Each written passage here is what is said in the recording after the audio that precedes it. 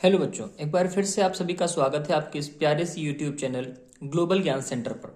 तो बच्चों, पिछली वीडियो में हम लोगों ने बात करी थी सोल्यूशन के बारे में। सोल्यूशन क्या होता है, क्या क्या सोल्यूशन में मिला होता है, सोल्यूशन के कितने प्रकार होते हैं। वहीं पर हमने एक प्रकार पढ़ा था गैसीय सोल्यूशन, है ना। गैसीय विलयन हमने पढ़ा था। अब गैसीय विलयन में हमने आपको बताया कि द्रव में गैसें भी घुल सकती हैं और गैस में द्रव भी घुल सकता है। आज उसी विलयन से संबंधित एक नियम पढ़ने चल रहे हैं, हेनरी का नियम। हेनरी का नियम क्या है और हेनरी का नियम किस पर लागू होता है, तो उसी के बारे में चर्चा करते हैं। सबसे पहला पॉइंट जो है बच्चों, वो है गैस की द्रव में विलेयता। गैस की द्रव में विलेयता। हेनरी का नियम किस पर लागू होगा? गैसों की द्रवों में विलेयता पर। ठीक है ना, ये आपको याद रखनी है, गैसों की द्रवों में विलेयता पर यह नियम लागू होता है। अब इसको हेनरी ने दिया और उन्होंने बताया क्या, तो परिभाषा की हम लोग सीधे चर्चा करते हैं। परिभाषा क्या हो जाएगी, जरा इसको लिखिएगा। परिभाषा क्या होगी? स्थिर ताप पर किसी विलायक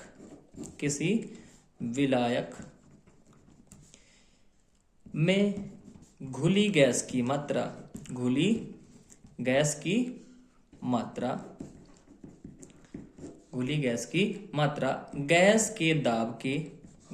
के दाब के समानुपाती होती है। ठीक है ना, होती है। ये लिख लिया आपने। अब हमने मान लिया कि गैस की मात्रा कितनी है। गैस की मात्रा m मान लिया हमने। तो m किसके प्रोपोर्शनल होगा? m प्रोपोर्शनल होगा p के। p क्या है? p दाब है, या फिर हम लोग कह सकते हैं m बराबर k इंटू पी। ठीक, यहां तक की बात समझ में आई होगी।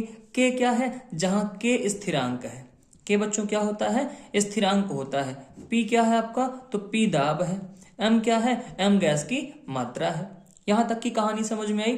अच्छा, इसमें एक चीज नोट मारिएगा। वो नोट करने वाली बात क्या है? नोट करने वाली बात यह है बच्चों कि जो घुली गैस का आयतन होगा,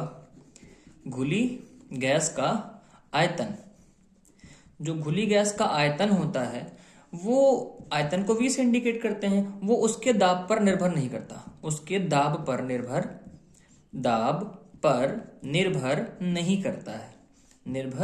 नहीं करता।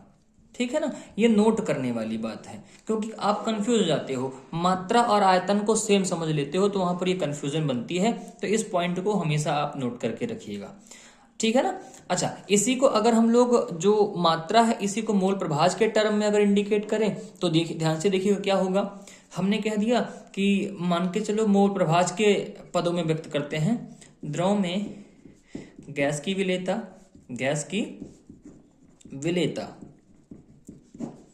मोल प्रभाज के पदों में अगर है तो, ठीक है ना, पदों में अगर है तो हम उसको क्या कहेंगे बच्चों? हम लोग उसको कहते हैं फिर कि P जो है वो डायरेक्टली प्रोपोर्शनल किसके है? वो डायरेक्टली प्रोपोर्शनल है जेटा गैस के। किसके? जेटा गैस। इसको मोल प्रभाज कहते हैं। इस सिंबल को क्या कहेंगे? मोल प्रभाज, जेटा कहते हैं, जो कि मोल प्रभाज को दिखाता है। ठीक है ना, या हम लोग कह सकते हैं P बराबर KH इंटू जेटा गैस। ठीक, अब KH क्या है? ये आपका हेनरी का नियम हो गया। किसके पदों में? मोल प्रभाज के पदों में। ठीक है ना, ये इसमें हर चीज को दिखाते हैं। इसको कहते हैं दाब।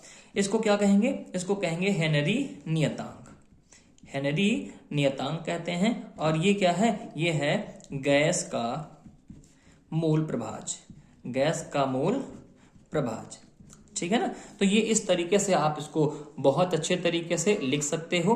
हाँ, अगर ग्राफ की चर्चा करनी है हमको तो हम लोग ग्राफ की भी चर्चा कर सकते हैं। फटाक से देखिएगा ग्राफ कैसे बनेगा। मैं यहाँ पर आता हूँ किनारे साइड में और यहाँ पर ग्राफ बनाता हूँ। हमने यहाँ पर एक लाइन ऐसे ड्रॉ कर ली। ठीक, एक लाइन हमने ये ड्रॉ करी। अब यहाँ पर हमने किसको दिखाया? यहाँ पर हमने मोल प्रभाज को दिखाया। ठीक, और ऊपर किसको दिखाया? हमने ऊपर दिखाया किसको? P को। तो ये जो ग्राफ होता है ना, ग्राफ बिल्कुल स्ट्रेट होता है। ग्राफ क्या होगा? बिल्कुल स्ट्रेट होगा। ठीक, अर्थात इसका मतलब क्या निकल के आया? इसका मतलब ये निकल के आया कि जिस गैस के लिए KH का मान जितना ज्यादा होगा उसकी विलेयता उतनी कम होगी, है ना। KH का मान ज्यादा तो विलेयता क्या होगी? कम होगी। ये बात आपको याद रखनी है, ठीक है ना। कैसे, जैसे मैं बता दूं, जैसे मैं सबसे पहले बताता हूं आपको N2 है, तो बच्चों N2 के लिए KH का मान कितना होगा। N2 के लिए जो KH का मान होता है वो होता है 78.48, है ना। ऐसे CO2 हमने ले लिया, CO2 के लिए KH का मान कितना होगा, तो CO2 के लिए KH का मान होता है 1.67। अब आप मुझको बताइए कि सबसे इसमें इन दोनों में कंपैरिजन किया जाए तो इसमें KH का मान किसका ज्यादा है, ये इसका ज्यादा है, और CO2 का कम है, तो इसका मतलब CO2 घुलेगी और N2 उससे कम घुलेगी, ठीक है ना। तो ये बातें आपको इस तरीके से याद रखनी है, ठीक। आइए आगे चलते हैं। अगला जो टॉपिक है वो है हेनरी के नियम की सीमाएं, ठीक है ना। नेक्स्ट टॉपिक क्या है हमारा, हेनरी के नियम की सीमाएं, लिमिटेशंस की बात करते हैं। सीमाओं में सबसे पहली सीमा क्या है बच्चों, सबसे पहली सीमा है कि हेनरी का जो नियम है ना वो उन पर लागू नहीं होता जिनमें गैस का दाब बहुत उच्च होता है, ठीक। पहली चीज क्या है, गैस का दाब बहुत ज्यादा नहीं होना चाहिए, बहुत उच्च नहीं होना चाहिए, पहला पॉइंट हो गया। पहले पॉइंट के बाद दूसरा पॉइंट है ताप बहुत निम्न ना हो, ताप बहुत कम ना हो, दूसरा पॉइंट हो गया, ठीक। और तीसरा पॉइंट क्या है, तीसरा पॉइंट होता है विलायक में गैस की आणविक अवस्था में परिवर्तन नहीं होना चाहिए, ठीक है ना। मतलब अगर जो आपका विलायक लिया गया है उसमें गैस है, उसमें विलायक में उसका संगुणन या फिर आयनन ना हो, ठीक है ना। कह सकते हैं गैस का विलायक में आयनन या संगुणन ना हो, वरना पता चले कि उसकी अवस्था ही बदल गई, ठीक। आयनन या संगुणन ना हो। तो एक ये हो गए आपके हेनरी के नियम की सीमाएं, 3 सीमाएं हो गई ना। अच्छा, इसके बाद बात करते हैं हम लोग हेनरी के नियम के अनुप्रयोग की, ठीक है ना। अनुप्रयोग क्या है, कहाँ कहाँ इसका इस्तेमाल होता है, एप्लीकेशंस क्या हैं बच्चों। सबसे पहला अनुप्रयोग जो है वो है सोडा वाटर बनाने में। किसमें है, सोडा वाटर बनाने में। सोडा वाटर का मतलब क्या है कि हम लोग क्या मिलाते हैं सोडा वाटर में, CO2 मिलाते हैं। तो CO2 की विलेयता को बढ़ाने के लिए ना हम लोग इसको किस पे सील करते हैं, हाई प्रेशर पे सील करते हैं, है ना। प्रेशर हाई कर देते हैं तो CO2 की सॉल्युबिलिटी क्या हो जाती है, बढ़ जाती है, ठीक। ये पहला नियम हो गया। दूसरा नियम क्या है, दूसरा नियम होता है कि गहरे समुद्र में जब गोताखोर जाते हैं तो उनको सांस लेने में दिक्कत होती है, और श्वसन के दौरान वो जो ऑक्सीजन का सिलेंडर ले जाते हैं ना, ऑक्सीजन के सिलेंडर में क्या मिलाई जाती है, हीलियम गैस मिलाई जाती है, ठीक। हीलियम गैस क्यों मिलाई जाती है, क्योंकि जैसे जैसे आपको पता है गहराई में जैसे जैसे जाएंगे, गहराई में जाते हैं तो गहराई में जाने पर हाइट जब क्या होगी, डिक्रीज होगी, तो यहाँ पर सॉल्युबिलिटी प्रेशर क्या होगा, प्रेशर बढ़ेगा, और उनके शरीर में ऑक्सीजन की घुलनशीलता बढ़ जाएगी, और ऑक्सीजन के साथ नाइट्रोजन भी रहती है तो उसकी भी घुलनशीलता बढ़ जाएगी। लेकिन जब बाहर आएंगे तो नाइट्रोजन उनके बॉडी से निकल कर भागना चाहेगी, है ना। तो फिर वहां पर उनको एक बीमारी का सामना करना पड़ता है, उस बीमारी को हम लोग कहते हैं बेंड्स की बीमारी, ठीक है ना। कौन सी बीमारी होती है, बेंड्स की बीमारी होती है, जो बहुत ही ज्यादा उनको दर्द देती है, और कभी कभी इंसान की नसें वगैरह भी फट जाती हैं जिससे उनको दिक्कत होती है, ठीक। तो वो अपने साथ सिलेंडर में, ऑक्सीजन के सिलेंडर में क्या भर के जाते हैं, हीलियम, क्योंकि हीलियम की विलेयता क्या होती है, नगण्य होती है, लगभग ना के बराबर होती है, ठीक। और वो जब ऊपर आते हैं तो उनके ऊपर आने पर उनके शरीर से हीलियम निकलती है, ऑक्सीजन निकलती है, तो उनको दर्द का प्रभाव बहुत कम महसूस होता है।